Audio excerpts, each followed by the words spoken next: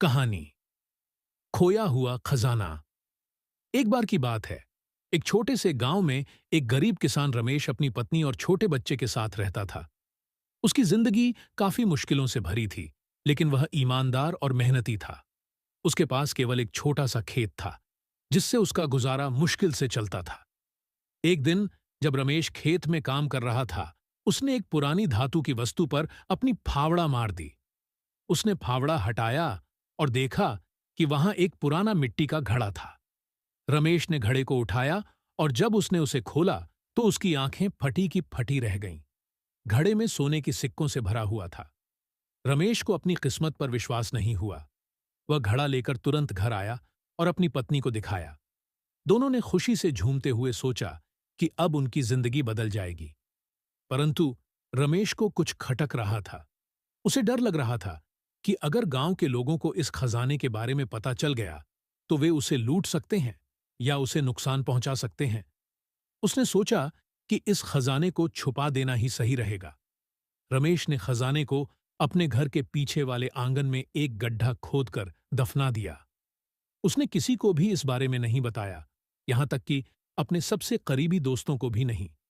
लेकिन रात को वह ठीक से सो नहीं पाया। उसे बार बार खजाने का ख्याल आ रहा था और यह सोचकर वह परेशान था कि क्या उसने सही किया या नहीं। एक रात जब वह सो रहा था, उसे ऐसा लगा जैसे कोई उसके आंगन में कुछ खोज रहा है। उसने खिड़की से बाहर झांका, लेकिन कोई नजर नहीं आया। उसने सोचा शायद वह सपना देख रहा है। लेकिन अगली रात फिर वही हुआ। इस बार उसे कुछ आवाजें भी सुनाई दीं। वह डर गया और जाकर अपनी पत्नी को जगाया। लगता है कोई हमारे खजाने के बारे में जानता है, रमेश ने डरते हुए कहा। दोनों ने मिलकर सोचा कि अब इस खजाने का कोई फायदा नहीं है अगर वे हमेशा इस डर में रहें। उन्होंने फैसला किया कि वे खजाने को गांव के मंदिर में दान कर देंगे। अगले दिन रमेश और उसकी पत्नी ने खजाना निकालकर गांव के मंदिर में दान कर दिया। जैसे ही उन्होंने खजाना दान किया, उन्हें एक गहरी शांति महसूस हुई। उनके चेहरे पर सुकून का भाव था। गांव के लोग उनके इस कार्य से बहुत प्रभावित हुए और उनकी ईमानदारी और निस्वार्थता की तारीफ की। शिक्षा।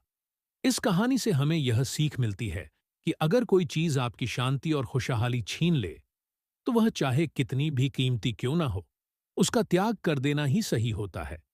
सच्ची खुशी किसी वस्त्र या खजाने में नहीं, बल्कि संतोष और शांति में है।